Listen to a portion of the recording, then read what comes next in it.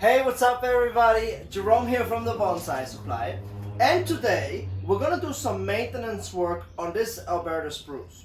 So, since you have seen this tree last time, I believe it was December of last year, where I picked up this tree as a regular nursery plant from a big box store. And it was on sale and I got it for like $40. And I gave it its very first styling, and then earlier this year in the spring I repotted it into this super cool slab that I got from my friend over at Huntington Adjacent, which makes amazing slabs, by the way. So I potted it into this really cool slab with some fresh bonsai soil. I used our all-purpose bonsai soil mixture for this. And then I just allowed the tree to kind of regain strength, get used to this pot, push out some new growth. And now, as you can see, it is starting to get a little bit unbalanced. In some sections, the growth is starting to extend a little further, like here, as you might be able to see. So this section here starts to extend out further than this bottom section down here. So what we're gonna have to do here today is actually go through the tree and just take sections where it's overgrown, thin it out a little bit, take some new branches that have grown out, wire them and place them into position, and then we're also going to clean up the underside of all of these paths here. Now, something really important to note on spruces is that they do not like to be wired in the middle of the summer. If you do wire them in the middle of the summer, dieback can occur. So there's something to look out for. What you want to do with these guys, repot them in the spring. This is obviously a conifer, so repot it in early spring and then work on it also at that time as well in the early to mid spring. And now I'm at the end of spring, beginning of the summer, and as I said, I'm not going to do a lot of work to it. I'm just kind of rebalancing out the tree. It doesn't need a lot of work. It just needs to have that little touch-up work done right now. And then we're going to let it grow again through the rest of the year, keep it out in full sun, and then in the fall we can go ahead, come into the tree again, and once again clip the back sections that have overgrown, thin it out, and balance it back out. Now, I do miss this tree. I miss the foliage every day about twice, and it really seems to love that. Also, something to note on Alberta spruces is that they do not backbud on old growth. Now, without further ado, let me show you a few sections of problem sections or sections that we can improve, and then we're going to take it from there. So let's get to work. Alright, so if we take a look at this section right here, you can see that the back branch has been wired out and placed, and then it started to grow, shoot out new growth from underneath. So we want to come in here and clean that up so that when I go back here a little bit, you can see it will look a lot cleaner without this being here. Now, also this branch here was a lot shorter when I styled this tree in the winter time, obviously, and now this new branch here is kind of extending upwards. So we're gonna have to wire this as well and bring it down and kind of place it down like that. And then also, as you can see in here, it is starting to shoot out from every single direction. So out of this one section, I have 3 branches coming out of the exact same section. So I'm probably going to go ahead and remove this middle section here and then just wire down these 2 branches. And I'm going to do that throughout the entire tree, kind of thin out sections where they just start to build up like that. Now, also up here in this section, as you can see, this branch is so much longer than the bottom branch. So there's a few things that I can do. I can either take this branch, wire it, and then kind of bring it into place like that to make it shorter than the bottom, or I can just take this branch and clip it back to about here because I do have growth in here, or maybe even take it back to here and then take these 2 branches in its place instead, which are shorter. So there's a few things that we can do here. Now, also up here in the canopy, you can see it is starting to get a little congested in here. So once again, we'll have to get in here and take all of this growth, such as this one. You see how this one shoots straight up from the main branch? So we can take this once again and kind of fold it down into here and make this pad a little bit fuller, or we can just cut this one back, cut it shorter in here like that, and then it will start to resprout from here, which will help us to fill in this section here. So it really depends on the specific space that I'm cutting. I'm gonna have to adjust that section as I go.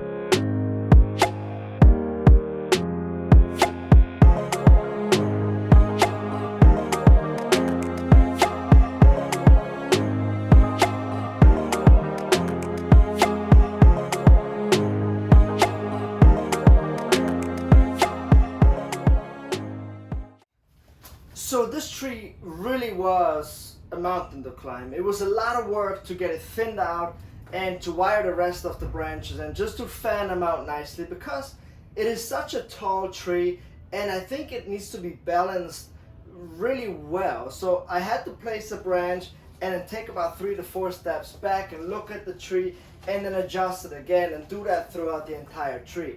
So it was a very lengthy process, but it needed to be done because the first time when I started this tree, it was not in a bonsai container. And then once you put it into a bonsai container, it kind of changes everything, right? Because first I had a different pot in mind when I styled this tree initially, and then I got this super cool slab, and that kind of changes everything a little bit.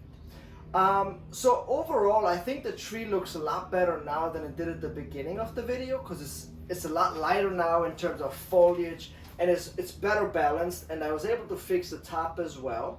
Now, something that I did not mention at the beginning that is kind of important is that mostly people utilize these slabs or these bows in kind of that fashion. So they just go from left to right like that. However, I thought it would be cool to kind of have it at an angle, and that creates that 3-dimension, that creates that depth that we have now in the back here. And it just makes the entire display, I think, go so much further by just changing the pot's direction just slightly. I think it makes a huge difference. Now also, this species is very well known for having to take a very long time for the branches to actually take shape and set. Which means that I apply the wire, the branch grows into the wire, I remove the wire, and the branch, when it's bent like that, it just kind of buffs right out again. So you have to reshape it. And so you have to do that several times in order for it to actually take. Now, I really don't mind because it is a really cool tree, and you know, I don't mind having to wait a long time for the branches to set, because once they do set, I think it will look so much better. And also another fun fact that you guys may have not known is that Alberta spruces in particular are very well known that when it snows in the wintertime, the snow weighs down the branches like that, but then in the spring when the snow thaws, the branches actually come right back up. So they are kind of like a horizontal grower, just like this one. And that's why I went with that style as well. To me, this is a very natural style, the way that this tree occurs. Now, you may have noticed that I took off one branch from this section here, but I'm still not, that branch has always bothered me. However, I'm not sure if I want to keep this trunk here. Part of me says that I should keep it, and part of me says that I should remove it. So I can't wait to hear what you guys think, if I should keep that lower branch straight / trunk, or if I should just remove it.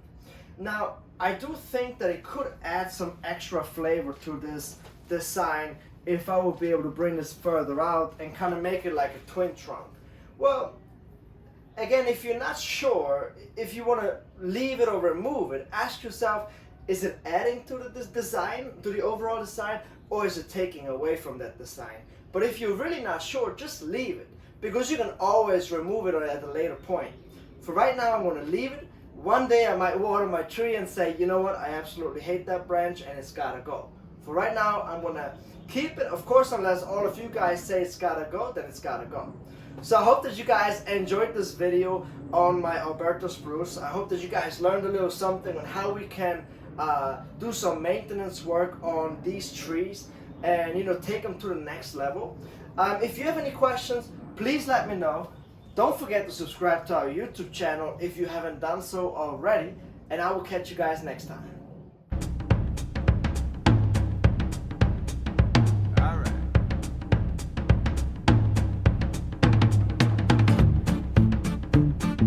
right.